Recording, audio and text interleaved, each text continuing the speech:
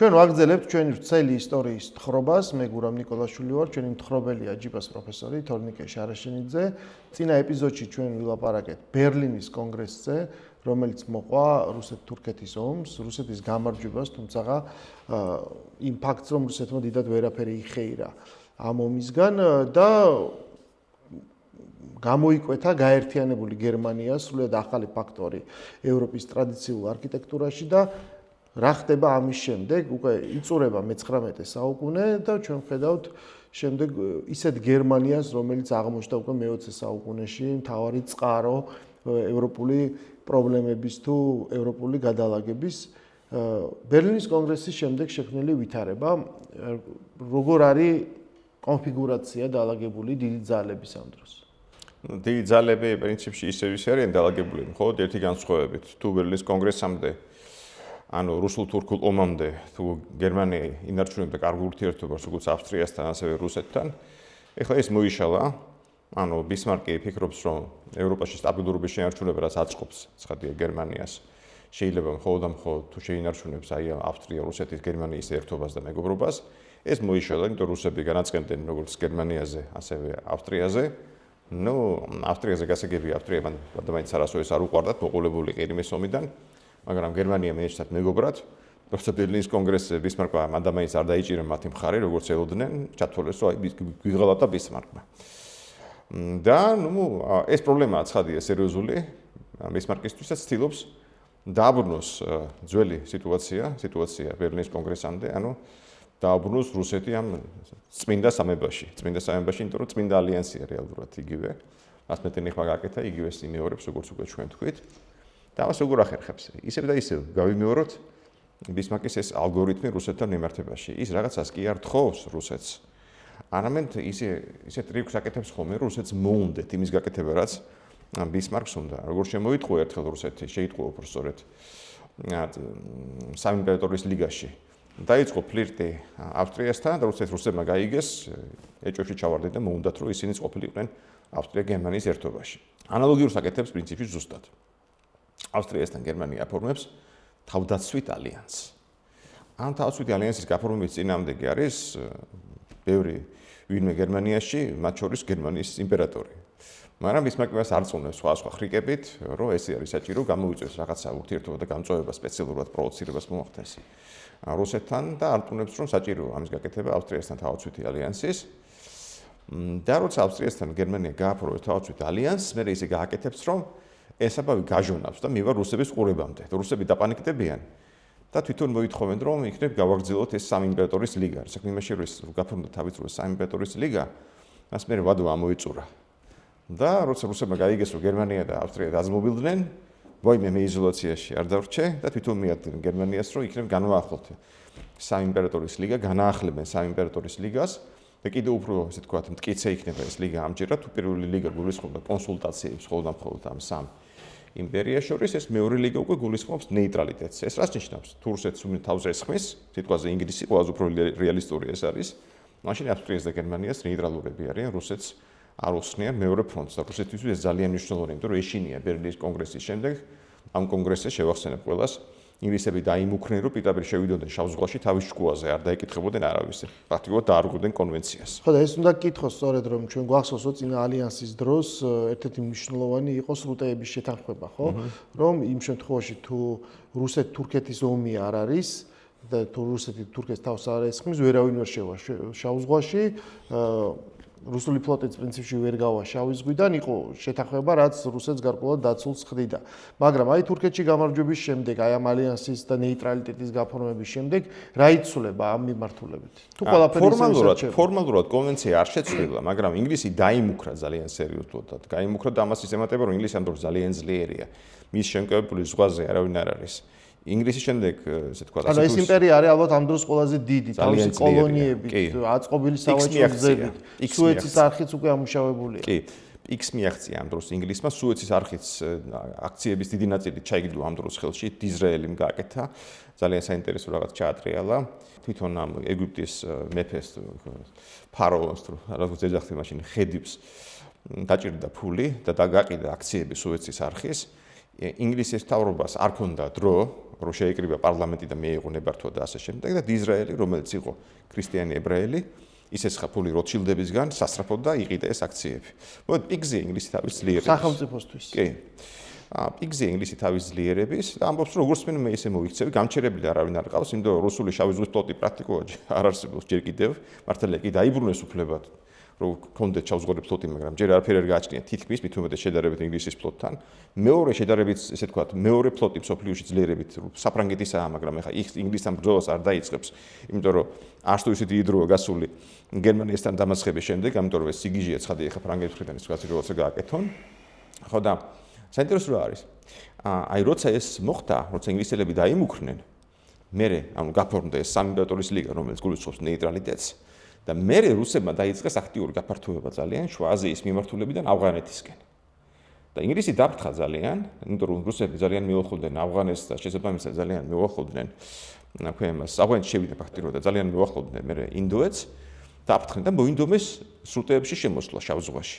და აქ ჩაერთო ბისმარკი და დარაზმა ყველა მთელი ევროპა პრაქტიკულად ინგლისის წინააღმდეგ და ინგლისელების წინააღმდეგ მოაწყვეს დიპლომატიური დემარში და ინგლისმა გადაიფიქრა სრუტეებში ისე თქვა ძალით შემოსვლა. ხო, ანუ იმუშავა სამი იმპერატორის ლიგამ ბისმარკმა დაანახა გარკვეული სოლიდარობა რუსეთს. ანუ ბისმარკს უჭირავს ხელში ეს სამი იმპერატორის ლიგა და უჭირავს ხელში ავსტრიასთან თავდაცვითი ალიანსი. ეხლა საინტერესო მომენტია კიდევ. ავსტრიათან თავდაცვითი ალიანსიც თავისთავად ჭირდებოდა ბისმარკს, რატომ? ის ხდებოდა ძალიან კარგად, რომ გერმანია თუ კი უდესმე შარში გავიხვევდა შარში ავსტრიის გამო, იმიტომ რომ ავსტრია შეიძლება დაჯახებოდა რუსეთის ინტერესებს ბალკანეთს. როგორც მოხდა კიდევ პირველი მსოფლიო ომის წინ ზუსტად, ამან გამოიწვია პირველი მსოფლიო ომი. და ამიტომაც ჩათვალა ბისმარკმა, რომ მე თუ ეხლა მექნება ავსტრიასთან ალიანსი, ავსტრიის საგარეო პოლიტიკაზე რაღაც გავლენა მექნება, რაღაც კონტროლი მექნება და ისინი რაღაც სიგიჟეს არ ჩაიდენენ და რუსეთს არ დაიტაკებიან და გერმანიას შარში არ გაეხვევა. მისი მთელი პოლიტიკა არის იმაში, რომ გერმანია შარში არ გაეხვეს. და ის მისი დანატოვარი რუსეთთან კარგი ურთიერთობები შევინარჩუნოთ. იმდიგარი გამოწვეული ხო გიждდებოდა რუსებზე. არა ხდებოდა ძალიან კარგად, რომ გარანტირებული აქვს გერმანიას ერთი ფრონტი საფრანგეთის სახით, მისი შეურიგებელი მტერია, იმიტომ დაამარცხა ტერიტორია წაართვა და შესაბამისად მეორე ფრონტი რუსეთის უნდა იყოს დაცული, ეს არის ძალიან მნიშვნელოვანი. და ბისმარკის აი ეს შეხედულება, რომ ერთი ფრონტი გარანტირებული აქვს და მეორე შეიძლება გაიხსნეს, ძალიან კარგად დაახასიათა ერთმა რუსმა დიპლომატმა შუალოვმა, რომელიც იყო რუსეთის უშიშროების უფროსი ოდესღაც და მერე იყო ინგლისში ელჩი, მან თქვა, რომ ბისმარკს ჭირს კოალიციების კოშმარი. ანუ ღამე ეს იზრდება, რომ მის გარშემო გაერთიანდა საფრანგეთი და რუსეთი ერთად. რაც მერე მოხდა კიდევ სხვა შორის ბისმარკის პენსიაზე გაშვების შემდეგ. ანუ ეს ალიანსები გააფორმა ბისმარკმა. ამის შემდეგ მოხდა კიდევ ძალიან საინტერესო რაღაც. ბერლინის კონგრესზე ფრანგებს შეპირდნენ ტუნისს და ბერლინის და ფრანგებმა მალე ტუნისი მიიღო. ამან განაწყენა ძალიან იტალია, რომელსაც თვითონ უნდა ტუნისი. იტალიაც გვიან გაერთიანებული სახელმწიფოა, გერმანიასთან შედარებით გაცილებით სუსტი, მან სუფრაზე არა მხოლოდ დააგვიანა, არამედ სუფრას მისი ადგილი საერთოდ არ არის. მოინდომა ხა კოლონიები იტალიამ და ვერ მიიღო საფრანგეთმა. ამას განაწყენებული იტალია მერე მივიდა იმას ბისმარკთან და მითხა რომ დამიცავი. ბისმარკმა გააფორმებინა ალიანსი ავსტრიასთან და ასე გაფორმდა სამთა ალიანსი, სამთა კავშირი ძახდნენ ამას ჩვენს ისტორიის სახელმძღვანელოებში სკოლის. იტალია, გერმანია, ავსტრია. ბისმარკმა ამით იმიზესაც მიაღწია, რომ შეარიგა ერთმანეთში ავსტრია და იტალია, შეურიგებელი სახელმწიფოები ოდესღაც. მე კიდევ ძალიან საინტერესოა, ბისმარკი აფორმებს ალიანსს რუმინეთთან. აი ეს საერთოდ კურიოზულია, იმიტომ რომ გერმანიის და ასე ავსტრიის ალიანსი რუმინეთთან ეწინააღმდეგება სამი იმპერატორის ლიგის წესდებას, რომელიც გულისხმობს ნეიტრალიტეტს. ეს რას ნიშნავს? ანუ თუ რუსეთი ესმის თავს რუმინეთს, მაშინ სამი იმპერატორის ლიგა ვალდებულებს გერმანიას, რომ რუსეთთან არ იომოს, ხო გაჩერდეს, მაგრამ ამავე დროს რუმინეთთან ალიანსი აქვს, რა უნდა ქნას. და როცა ბისმარკს კითხეს, შენ რას აპირებო? ეს ალიანსები და შენი ეს შეთანხმებები ერთმანეთს ეწინააღმდეგებაო და რას აპირებ წინააღმდეგობაში თუ მოვა ერთმანეთთანო და ბისმარკის პასუხი იყო, რომ კაცო, მე ეს ალიანსები და შეთანხმებები იმდომ მჭირდება, რომ ომები არ დაიწყოსო. ანუ ეს ალიანსებს ქმნის, იმიტომ რომ აცილოს ევროპას და გერმანიას პირველ რიგში ომები, იმიტომ რომ მას ომის დაწყება არ აწყობს. მოდი კიდევ ერთხელ ეს მომენტი კარგად გავიაზროთ. პრევენციული ხასიათი აქვს. რაც მედი მაქვს ალიანსი და გავლენა და პარტნიორი მყავს, შესაბამისად ძირშივე ვაპირებ აღმოფხვრა ომის მიზეზი და ინტერესთა შეუთავსებლობა. ანუ მშვიდობის პოლიტიკას ატარებს. ომობის ქსელივით არის, ომობის ხელივით გახვია მთელი ევროპა ალიანსებში. საფრანგეთის გარდა, ძალიან საინტერესო. საფრანგეთი იზოლაციაში ყავს. სხვა შორის რამდენჯერმე საფრანგეთთან მოინდომა ურთიერთობათა დალაგება და გამოსწორება, მაგრამ ამას ხელი შეუშალა იმან, რომ ამ დროს ჩვენ გვაქვს როგორც უკვე თქვით, საფრანგეთის მესამე რესპუბლიკა, რომელიც ძალიან არასტაბილურია, მთავრობები ძალიან ხშირად იცვლებიან და ერთმანეთთან დაალაგებს რაღაცას რომ მიაღწევს, რაღაც ურთიერთგაგება რომ დამყარდება, მთავრობა შეიცვლება მერე და გაგიჟდა ეს ბისმარკი ამათ ხო შემგურე და მერე ჩაიქნია ხელი ურთიერთობის დაალაგებაზე საერთოდ. ხო და მოგდა ეს ობის ქსელში გახვია მთელი ევროპა და ფიქრობს რომ აი ეს შეინარჩუნებს მშვიდობას, იმიტომ რომ კიდევ ერთხელ გავიაზროთ, გერმანიას აწყობს ის სტატუს კო, რომელიც შეიქმნა გერმანიის გაერთიანების შემდეგ ევროპაში. და ნებისმიერი სტატუს კო შეიძლება დაინგრეს მხოლოდ ომით. ამიტომაც გერმანიას ახალი ომი ევროპაში არ აწყობს არანაირად. თუმცა როგორც ვიცით, პირველი მსოფლიო ომის დაწყებაში მე თვითონ შეიტანა დიდი წვლილი, ხო? მაგრამ ეს სისულელით მოხდა თავცხადია. იმიტომ რომ ბისმარკი არ ყავდა პირველი მსოფლიო ომის დაწყების დროს. ხო, ნუ კიდე მე მოხდა რაღაცა ურთიერთობა გამწვავდა ინგლისსა და საფრანგეთის შორის ეგვიპტის გამო, ეგვიპტე ჩაიდო ხელში მაშინ ინგლისმა, ამას საფრანგეთი გაამწარა, იმიტომ რომ ფრანგებმა ააშენეს თავის დროზე სუეცის არხი და მიიჩნევდნენ რომ მათაც ჰქონდათ იქ თავიანთი წილი და უნდა ქონდათ კიდევაც. დაიძაბა ამის გამო ურთიერთობა ინგლისსა და საფრანგეთის შორის. აქციების პირველი პაკეტი ფრანგების იყო, ის მე საკონტროლო იყიდა უკვე, ხო? ხო, მე იმან ჩაიდო ხელში ეგვიპტის ხედივისგან ჩაიდო ინგლისმა, ისრაელის და შორჩილდების წყალობით. ხო და როცა ეს ურთიერთობები დაიძაბა, მე ინგლისმა მოინდომა რაღაც ფრანგების შემაკავებელი, რაღაცა შექმნილიყო და გაფრინდა ხმელთაშუა ზღვის ანტანტა, ეგრეთ წოდებული, იტალია, ავსტრია და ინგლისი, რომელიც მიმართული იყო საფრანგეთის წინააღმდეგ. შემდეგ ურთიერთობა დაიძაბა რუსეთთან რაღაც დონეზე, იმიტომ რომ ბულგარეთში მოვიდა ისეთი მთავრობა, რომელიც რუსეთს არ აწყობდა, რუსებს ძალიან დიდი იმედი ჰქონდათ, რომ მას შემდეგ რაც ბულგარეთი გამოგლიჯეს ხელიდან თურქეთს, ბულგარეთის მთავრობა იქნებოდა პრორუსული და რამდენჯერმე ცადეს უხეშად ჩარევა შიდა საქმეებში. და ბულგარელებს ეს არ მოეწონათ. ალბათ უფრო დელიკატურად რომ მოქცეულიყვნენ რუსები, ბულგარეთი მართლა გაატარებდა ესე თქვა ჯანსაღად პრორუსულ პოლიტიკას, ზომიერად პრორუსულს, მაგრამ ამათ მომენტում ეს ძალიან პრორუსული პოლიტიკა გაეტარებია ბულგარეთს. და როცა ბულგარელებმა ვერ აიტანეს რუსების მიერ დასრულებული, ესე თქვა, ხელისუფლები და გააძევეს, რუსები გაბრაზდნენ ძალიან ამაზე, უმადურებად გამოცხეს ცხადია ბულგარელები და მოინდომეს ეს სამხედრო ინტერვენცია. ამაზე დაიძაბა მთელი ევროპა. კიდევ ერთი ხმელთაშუა ზღვის ანტანტა გაფორმდა იგივე მონაწილეებით, რომელიც ამჯერად მიმართული იყო უკვე რუსეთის წინააღმდეგ. ანუ ინგლისის კი გახვია საბოლოოდ, ან ისევ ინგლისი, ავსტრია და იტალია. ინგლისის კი გახვია მაგ გერმანიამ ამ ალიანსებში რა. ყველა გახვეული იყო ალიანსებში. და ესე მოხდა ეს ამბავი. მაგრამ მე რა ხდება? ჩაიერა მშვიდობიანად ამ ბულგარეთის კრიზისმა, რუსეთმა არ შეიყვანა ჯარი, ყველა ამოისუნთქა, მაგრამ ბისმარკი მაინც პანიკაში იყო, რუსეთს იქ ჯარი არ შეიყვანა. რუსეთი რო დაეფრთხო, ესე თქვა, რუსეთისთვის რო გაეკრო, იმისთვის რო რუსეთს ესე თქვა, დაეკარგა ყველანაირი мотиваცია და ხალისი ბულგარეთში ჯარის შეყვანის, ბისმარკმა იმ პერიოდში აკრძალა რუსული სახელმწიფო ობლიგაციების გაყიდვა გერმანიაში. ანუ რუსეთს სესხის მიცემაზე ვარი უთხრა. მაშინვე ფრანგებმა იყიდეს დიდი რაოდენობით რუსული სახელმწიფო ობლიგაციები და ანახეს მათ, რომ აი ჩვენ ვართ შენი მეგობრები. გერმანია მტერია, ჩვენ შენი მეგობრები ვართ. უკვე ამ დროს იწყება რაღაცა ინდუსტრიალიზაციის კიდე ახალი ფაზა. ეს არის მე-19 საუკუნის მეორე ნახევარი.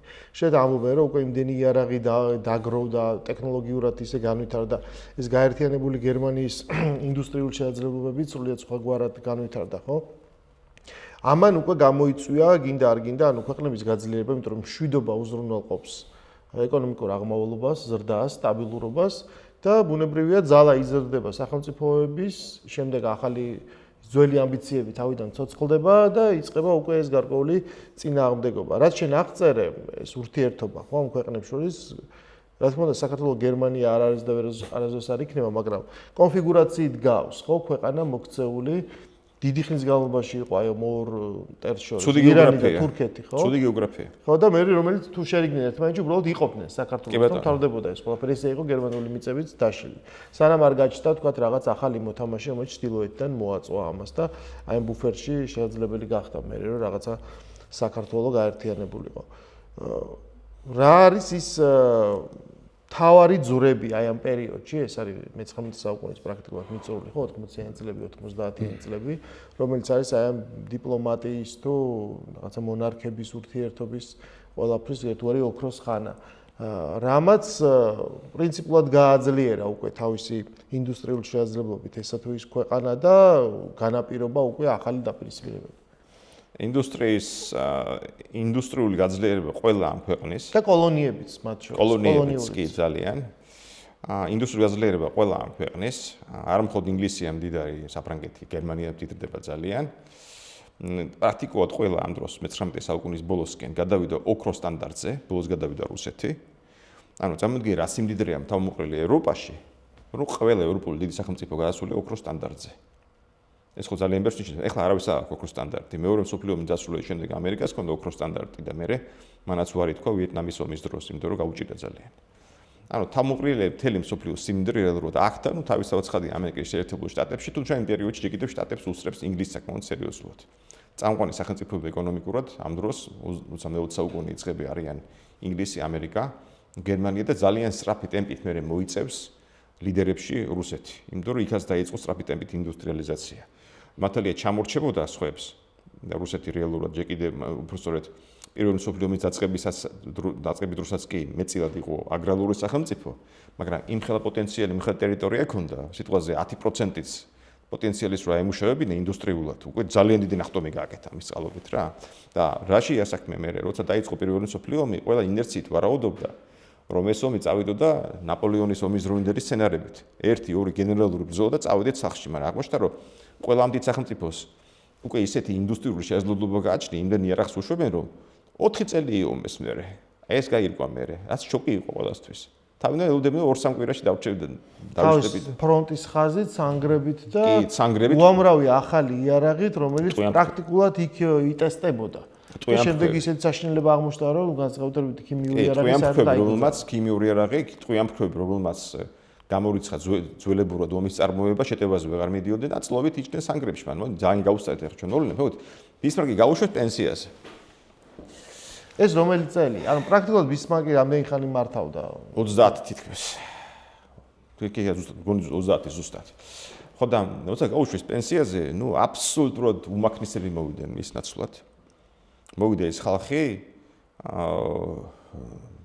ვისაც რა ვიცი უკვე როგორც ვის შევადარო ახლა აი პელე შემდეგ რო მაზინიო მოვიდეს ბრაზილიის ნაკრებში რა დაახლოებით ესე რა. და ამ ხალხისთვის, რომელსაც ძალიან ცუდად ესმოდა საერთაშორისო ურთიერთობები და ეს ბისმარკის ბრალიც იყო სხვა შორის, იმიტომ რომ მან თავის მემკვიდრე არ დატოვა.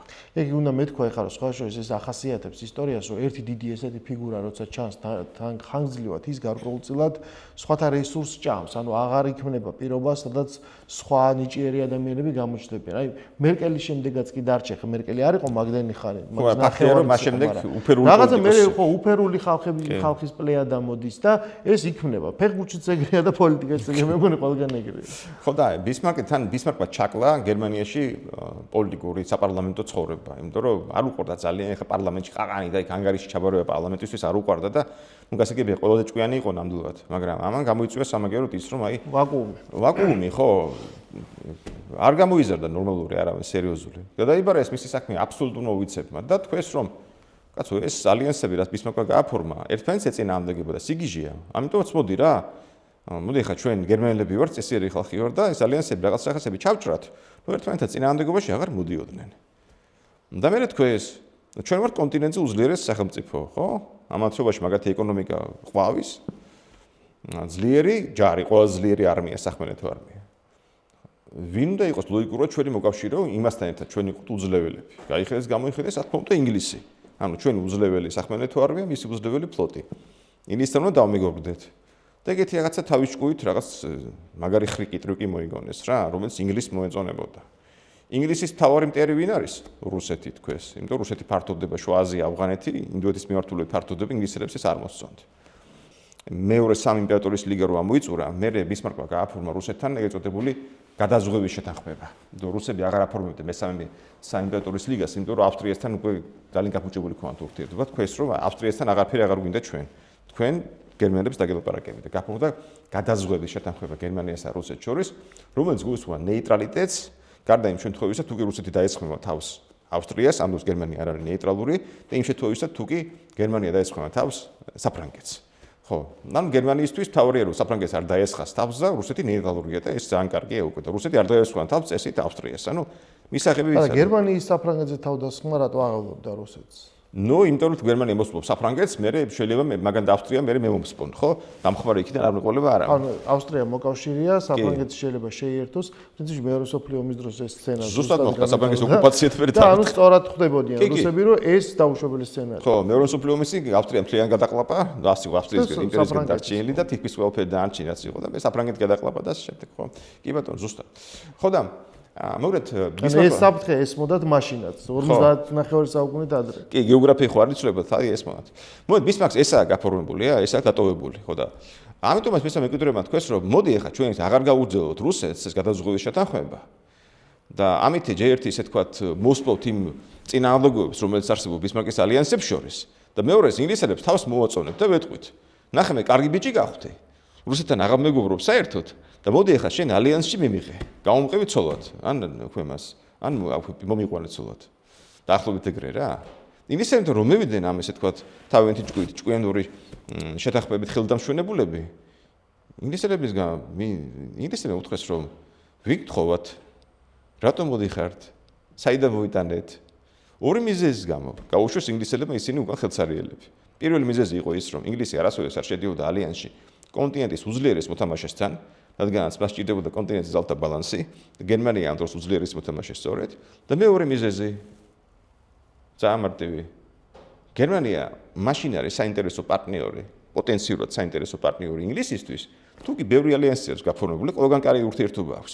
გერმანია, რომელმაც თავისი უტვინობით ბისმარკის შემდეგ ჩაჭრა რუსეთთან ერთ-ერთი ხიდი, უკვე იზოლირებულია თვითონ საკმაოდ და ინგლისს არ ჭირდება გეთ სუსტი მოთამაშე. როგორც ცხოვრებაში ხა შენ მაშინ ჭირდები ყოველს თუცა ბევრი მეგობარი გყავს, ხო? თუ ეჭხუბები შენ მეგობრებს და მე მიადგები ვიღაცას ვინც მოგწონს გეტყვი, აი, მოდი ვიძმაკაცოთ. იმას ხო ნაკლებად ჭირდება, შენ იზოლირებული ჭირდები ბევრი კავშირით, ხო ესე? ასე რომ არ გამოვიდა არაფერი გერმანია ინგლისის შორის დამეგობრების ამ რაღაცა გიჟური იდეიდან.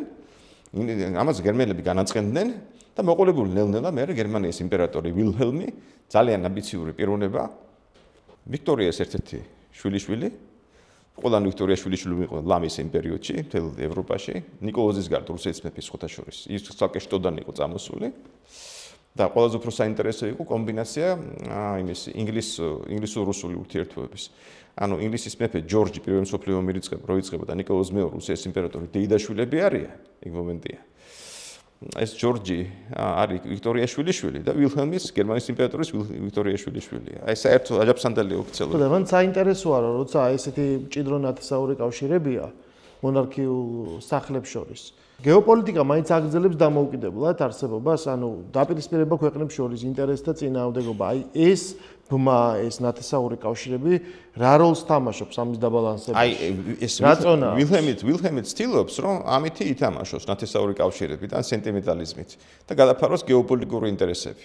მაგრამ არ გამოდის საბოლოო ჯამში, იმიტომ რომ როგორც კი ეს საცოდავი ნიკოლოზ მეორე საცოდავი, იმიტომ რომ დახვრიტეს როგორც ცნობილი ოჯახთან ერთად ტახტ რუსეთის ტახტზე ადის, მოყოლებული იქიდან არა მანამდე ჩეკიდებ რამის რა, ბავშვობიდან მოყოლებული ეს ვილჰელმი ნიკოლოზ წერილებს წერდა და ჩვენ ხო მეგობრები ვართ, მე ვარ ნათესავები იყვნენ ერთმანეთის და წერილებს ინგლისურად დემონსტრაციულად, არაფრანგულად. ინგლისური ნიკოლოზმა იცოდა წყალივით და სხვა შორის მე ნიკოლოზ როცა მოყავს ცოლად გერმანიის ერთ-ერთი პრინცესა, რომელიც იყო ვილჰელმის ბიძაშვილი, ასევე გერმანიის იმპერატორის, ოჯახში საუბრობდნენ ინგლისურად. ეს ძალიან საინტერესოა. იმიტომ რომ გერმანიის პრინცესა, რომელიც მოიყვანა ერთ-ერთი პრინცესა გერმანიის, ერთ-ერთი პატარა სამეფოსი რა, ჰესეს სამეფოს პრინცესა, ვინც მოიყვანა ცოლად ნიკოლოზმა, იყო ვიქტორიას საყვარელი შვილიშვილი და ინგლისურად იზრდებოდა ჩვეულებრივად. ფრანგული ისე არ იცოდა, რუსული ძალიან ცუდად იცოდა. აი ეს ხოთაშორის ერთ-ერთ წინა ეპიზოდში აღნიშნეთ, რომ ეს ლინგვისტური მდგენელი არის ძალიან მნიშვნელოვანი რა, რომ აი ის ურთიერთობები ომი იქნება თუ მშვიდობა რა ენაზე მიმდინარეობს, იმიტომ რომ ეს განაპირობებს სოფხედელობას და გარკვეულწილად განაპირობებს იმ არქიტექტურას, ვისია ეს lingua franca, ხო? და ძალიან მნიშვნელოვანი იყო ფრანგული. ანუ ეს ნელ-ნელა ანაცვლებს ამას ინგლისურად. ვილჰელმი, გერმანიის იმპერატორი, ცდილობს რომ დაანგრიოს ფრანგული როგორც lingua franca, იმიტომ რომ საფრანგეთს თავის მტრად მიიჩნევს, ასეთში ის გაუგებარია გერმანიას დამარცხებული იყო საფრანგეთი, ხო? მაგრამ ცდილობს საფრანგეთის იზოლაციას. გაარძელოს საფრანგეთის იზოლაცია ამას ცდილობს. ამიტომაც მხოლოდ ინგლისურად ელაპარაკება და წერს წერილებს ნიკოლოზს და ეხლა ნიკოლოზმას პრობლემა არ აქვს, მან იცის ფრანგული და ინგლისური წყალივით, სხვა შორის ძალიან საინტერესოა. როცა მე მოხდა ეს ბოლშევიკური რევოლუცია და ეს მეფის ოჯახი ნიკოლოზის აყარეს ბავშვებიანად და ხანსად დაასახლეს, ხანსად ძალიან დახრედნენ. ბავშვებს გოგოები ყავთ ძირითადად და ერთი ბიჭი, 4 გოგო და ერთი ბიჭი. უკითხავდა რას? უკითხავდა Sherlock Holmes ინგლისურად ცხადია და Jules Verne ცხადია ფრანგულად. და ყოველ საღამოს ჰქონდათ ეს კითხვები, რა მამა იჯდა და ბავშვებს უკითხავდა, ძალიან კაი მეოჯახე იყო ყველა შორის, მაგრამ ძალიან სუსტი მეფე ცხადია ხა, შედეგები თუ მიჯერეთ, სუსტი მეფე იყო რა თქმა უნდა. ხო და მოკლედ მოყოლებული აქედან ახლა არ გამოვიდა ეს დამოყრება ინგლისის და გერმანიის სახელმწიფოების დონეზე, თორე ისე ბიძაშვილები არიან, ნათესავები არიან. გაბრაზებული ვილჰელმი დაკომპლექსებული იმით რომ მას ბიძაშვილები არ აქცევენ ისე თქვა ყურადღებას მაინდა-მაინც არ უყურებენ მანდ-მაინც სერიოზულად და ძალიან განიცდის ამას და ფიქრობს რომ ეს არ მხოლოდ ის არის რომ ეხლა მე ჩემი ბიძაშვილი ინგლისში არ მიყურებს სერიოზულად გერმანიასაც ინგლისი არ უყურებს სერიოზულად როგორც თანასწორ პარტნიორს და ჩაიფიქრებს ვილჰელმი რომ მე ისე ძლიერ ფლოტს შევქმნი რომ ერთჩვენიერ დღეს ინგლისი მიხვდება რომ უნდა მე მეგობროს, იმიტომ რომ უკვე ზღვაზე უქმნი მას საფრთხეს და ინგლისი და იწყებს გერმანია ძლიერი ფლოტის მშენებლობას. ამაზე ესე თქვათ დიდი გავლენა იქონია ასევე ერთმა ძალიან ცნობილმა წიგნმა, ამერიკელი ოფიცრის, საზღვაო ოფიცრის წიგნმა, საზღვაო ძალის გავლენა მსოფლიო ისტორიაზე, მეჰენის წიგნი ესე ქვია, Influence of Sea Power upon History, სადაც წერია, რომ ისაც ყავს ძლიერი ფლოტი, ის რეალურად ადგენს დღის წესრიგს მსოფლიო პოლიტიკაში. და ეს წიგნი წაიკითხა ვილჰელმმა, ინგლისურად ცხადია, არ ჭირდება თარგმანი და გაგიჟდა თქვა, რომ გერმანიას ჭირდება ძლიერი ფლოტი. ცხადია, გერმანიის მიერ ძლიერი ფლოტის მშენებლობამ გამოიწვია ინგლისთან ურთიერთობის გაფუჭება. ანუ თუ კი იქამდე ინგლისი ნეიტრალური იყო გერმანიასთან მიმართებაში, თანთანობით მე ინგლისი ხდება მტრული გერმანიასთან მიმართებაში. იმიტომ რომ ის ფლოტს ქმნის. და არა და იმიტომ რომ ფლოტს ქმნის, იმიტომ რომ მიაჩნია რომ აი მე რო სერიოზულად შევმხედოს ინგლისმა ეს უნდა გავაკეთო. და მე აი ეს ფლოტის შექმნა და გიჟური საგარეო პოლიტიკა რომელიც დაატარა მაშინ გერმანიამ, რომელსაც გერმანიაში დაარქვეს Welt პოლიტიკა, ანუ მსოფლიო პოლიტიკა, ანუ რო ესე თქვა უფრო კარგად ვთარგმნოთ, გლობალური მასშტაბის პოლიტიკა. გერმანიას ყველგან ამბიციები და ყველგან ინტერესები ჰქონდა. ყველაფერს მიეძღვნენ. ჩინეთში შეძრენ, იქ დაუპირისპირდნენ რუსეთს, იმიტომ რომ რუსეთი ამ დროს ცდილობდა ექსპანსიას. აფრიკაში შეძრენ, იმიტომ რომ ჯერ კიდევ იყო რაღაც ვაკანსიები დარჩენილი, სუფრაზე იყო თათმელი იყო დარჩენილი აფრიკის სახით. და რუსეთისთვის ყველაზე უფრო ისე თქვა კატასტროფული მძიმე დარტყმა რაც იყო, შეძრენ კონსტანტინოპოლში. და ადგილობრივი გარნიზონის ტრენინგი წრთნა დაიწყეს გერმანელებმა. და რუსეთის კონსტანტინოპოლი თავის უნდა ჩვენთვის. თანთანობით მან დაიწყო დიდ სახელმწიფოდ გადაქცევა მთელი თავისი ატრიბუტებით. უაზროდ. უყურე და ეს ძალიან გაუთვლელად. ანუ უბრალოდ კოპირება იმ ესე ვთქვათ რეგალიების, რაც სხვა ქვეყნებს გააჩნიათ. კოლონიები, გავლენები. როცა ბისმარკს ოდესღაც უთხრეს ამ წამყვანმა გერმანულმა ესე ვთქვათ ინდუსტრიალისტებმა, ბიზნესმენებმა, რასაც ინტერესები გაუჩნდათ. რომ ქონოდა გერმანიას კოლონიები და მე მოხდარიყო გერმანიის ეკონომიკური ექსპანსია, ამ კომპანიების, ამ კორპორაციების ეკონომიკური ექსპანსია. ბისმარკმა მათ დაუდო წინ ევროპის რუკა და იმათ უთხრეს რომ აფრიკაში კოლონიები ჭირდება. ისმე უთხრა რომ კარგი ერთ წამით მაცადეთო და ამოიღო ევროპის რუკა გაუშალა თვალწინა. ეს არის აფრიკის რუკავ ეუბნება. ესენი ეუბნებიან გეშლებათ რაღაც ეს აფრიკის რუკა კი არა ევროპის რუკაო. არა, არ მიშლება ბისმარკი ეუბნება. ეს არის ჩემი აფრიკის რუკა, რატო იციო? აი აქ არის გერმანია, აქ არის საფრანგეთი, აქ არის რუსეთიო. ანუ როცა მე ესეთი გეოგრაფია მაქვს, გაჭყნეტილი ვარ ორ დიდ სახელმწიფოს შორის, მე არ მაქვს ის ფუნება რომ აფრიკაში გავიჭრა კოლონიებისთვის. ხო და ესენი არ მხოლოდ გერმანელები ამ ვილჰელმის ხელში, ბისმარკის შემდეგ, არ მხოლოდ აფრიკაში გაიჭრნენ, ყველგან გაიჭრნენ. ჩინეთში გაიჭრნენ, თურქეთში გაიჭრნენ, ყველასთან გაიფუჭებს ურთიერთობები. როცა ბისმარკი გავუსწრებთ გერმანიას აერთიანებს, ამაში რა ეხმარება? არაფერს არ არის მიდებმოდებული. მხოლოდ გერმანიაზე ფიქრობს. და ამიტომაც ურთიერთობები გაფუჭებული არ აქვს. არც რუსეთთან, არც იტალიასთან, ავსტრიასთან კი შეერიგდა, ხო? ინგლისთან ჩვენურად არის. ამის წყალობითაც გაერთიანა გერმანია. მაგრამ მე ეს გაერთიანებული გერმანია თავის კანში ვერ ეტება მოკლედ. აი ესე ამან გამოიწვია საბოლოო გერმანიის სრული დიპლომატიური იზოლაცია. ძალიან მალე ბისმარკის გაადგომიდან 60 წელიწადში ფორმდება რუსულ-ფრანგული ალიანსი. ბისმარკის კოშმარი ახდება. ფორმდება რატო? დასხდებიან ეს გერმანელი სამხედროები. სამხედროები ნამდვილად კარგი ყავდათ, მაგრამ პრობლემა იყო იმაში, რომ სამხედროები ზედმეტად დიდი გავლენა ჰქონდათ საგარეო პოლიტიკაზე. და სამხედროებმა თქვეს, ალბათ ჩვენ არ აგვწდება ორ ფრონტზე ომი. ორ ფრონტზე გასაგებია საფრანგეთი, რუსეთი. ამიტომაც გერმანიის არმია მინიმუმ ორჯერ უნდა გავზარდოთ. და გაზარდეს დაახლოებით ორჯერ სამხედრო ბიუჯეტი. როგორც კი ეს მოხდა, შეეშინათ რუსებს და თქვეს, რომ ესენი ჩვენთან ომს აპირებენ როგორც ჩანს და გააფორმეს ფრანგებთან ალიანსი. ამას ისიც დაემატა, რომ ფრანგები ამ დროს მათ ფულს აძლევენ, მათი იყიდეს მათი სახელმწიფო ობლიგაციები, ჩააყარეს რუსეთს დიდი კრედიტები და ამ კრედიტებით დაიწყო მერე მშენებლობა რკინიგზის ციმბირზე. ამის უკან იდგა ვიტე, თბილისში გაზრდილი სხვათაშორის ცნობილი ფინანსთა მინისტრი, ერთ-ერთი უბრწყინვალესი რუსი სახელმწიფო მოღვაწე, რომელმაც გადაიყვანა რუსეთი მათ შორის ოქროს სტანდარტზე, რომელიც თქვით. ხო და აი ამ სიგიჟეების ფონზე მივიღეთ გერმანიის სრული იზოლაცია. ერთ-ერთი იტალია რჩებოდა ესე თქვა ამ სამთა კავშირის ფარგლებში, სამთა ალიანსის ფარგლებში კიდევ რაღაც მოკავშირედ გერმანია, ავსტრიის, მაგრამ როცა მე ომი დაიწყება, იტალია იტყვის, რომ ეს სამთა კავშირი, სამთა ალიანსი იყო თავდაცვითი და ამათვას ხუებს გამოუცხადეს ომი გერმანიამ და ავსტრიამ და ისიც ჩამოშორა ძალიან წყნარ ლამაზად. იტალია ხო ვიცით ჩვენ ყოველთვის ახერხებს, რომ ისტორიის სწორ მხარეს დადგეს. აი, მოკლედ კლასიკური მაგალითია გერმანია სუფრაზე დაგვიანებულის, გვიან გაერთიანებულის, რომელსაც გიჟური ამბიციები უჩნდება და გიჟურ ამბიციებს ჭირდება კონტროლი და კონტროლს ჭირდება ძალიან კარგი სახელმწიფო მოღვაწე, რომელიც ბისმარკის შემდეგ მათ არ აღმოაჩნდათ, მათ აღმოაჩნდა ძალიან ამბიციური და ცოტა რიყოს ესე ვთქვათ, ქარაფჩუთა და არაადეკვატური ვილჰელმი იმპერატორი, რომელსაც როგორც ასეთი ომი კი არ უნდა, ომისკენ კი არ ესწროდა, აღიარება უნდა. და აღიარება უნდა და მას კიდე ემატება, რომ არადეკვატური, არათანმიმდევრულია. და ვერ გაუგია დაარჩენ სოფლიოს და ევროპას რა უნდა ამ კაცს და ეშინიათ მისი არადეკვატურობის არათანმიმდევრულობის და ამიტომაც მის წინააღმდეგ ერთიანდებიან. იმ პერიოდში წერს მემორანდუმს ინგლისის საგარეო სამინისტროს ერთ-ერთი სერიოზული ისე თქვათ რჩეველი ერლ კროუ, რომელიც აყალიბებს ესე თქვათ ინგლისის ინტერესებს, საფრანგეთის ყველა დიდი სახელმწიფოს ინტერესებს და წერს ვის რა უნდა. ნუ წერს რომ გასაგებია საფრანგეთს უნდა რომ დაიბრუნოს ელზასია ლორენი ტერიტორია, რომელიც წაართვოდა იზღავს ბისმარკმა. ჩვენ გვინდა ძალთა ბალანსი ევროპაში. რუსეთს უნდა რომ ბოლო-ბოლო ჩაიდოს ეს კონსტანტინოპოლი და ასე შემდეგ. გერმანიას რა უნდა გაურკვეველია, ვერ გავიგეთ. ამიტომაც ეს ყველა საშიში ფენომენია ეს გერმანია. გაურკვეველი გიჟური ამბიციები ყველაფერს მიემბოედებიან. საფრანგეთმა როცა ინგლისი და მე ინგლისი დაახლოვდა საფრანგეთთან ასევე, არა მხოლოდ რუსეთი საფრანგეთი დაახლოვდნენ. ინგლისიც კი დაახლოვდნენ მე საფრანგეთთან, ნაჩხუბრები იყვნენ ერთმანეთში ეგვიპტის გამო. ინგლისმა მაროკო მისცა საფრანგეთს. თვითონ დაიტოვა საბოლოო ცხადი ეგვიპტე. ამან გააბრაზა გერმანია, დაიწყო რაღაცა მუშტების ქნება, საბოლოო ჯამში მუშტების ქნებით დასრულდა ყველაფერი მეტი არაფერი. იმ პერიოდში რუსეთმა წააგო ომი იაპონიასთან. და არანაირი ისე თქვა ომის თავი აღარ ქონდა, იქ რევოლუციას მოხდა მე რუსეთში და ამ დროს შანსი ქონდა გერმანიას, რომ საფრანგეთი გაესრისა. არ გასრისა. ანუ ომი კი არ უნდა გერმანიას. უბრალოდ მიედებოედება. ხო, ეგ ძალიან კარგი შენიშვნაა, რომ მას უნდა რაღაც აღიარება, მას სურს, რომ იყოს ისეთი, როგორიც არიან სხვები, რომ რასაც სხვება მიაღწიეს, ძალიან კარგი შედარებაა, რომ მან დააგვიანა გაშლილ სუფრასთან და ეხლა ის ცდილობს, რომ იყოს თანასწორი. თან გაშლილ სუფრასთან ეგრევე სუფრის თავში უნდა დაჯდომა. ეგრევე. ხო. სავარაუდოდ შენ კარგად აღწერე ყველა ის წინაპირობა და ის კონფიგურაცია. ერთი არ დაგხვდეს კიდე ერთი გამორჩა და შეგვიძლია მე გადავიდეთ შემდეგ პოდკასტში უკვე პირველი მსოფლიო ომის დაწყებას. ხო, რამაც მე გამონაპირობა პირველი მსოფლიო ომის. ერთი კიდე, ანუ ამ გერმანიის სიგიჟის შემყურე ინგლისმა დაალაგა ურთიერთობა რუსეთთანაც კი.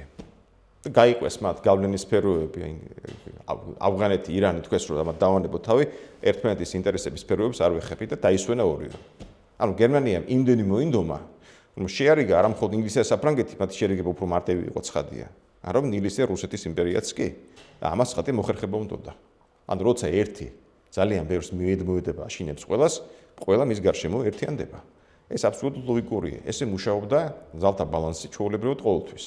ოღონდ პირველი მსოფლიო ომის წინ ჩვენ კლასიკური ძალთა ბალანსი აღარ გვაქვს.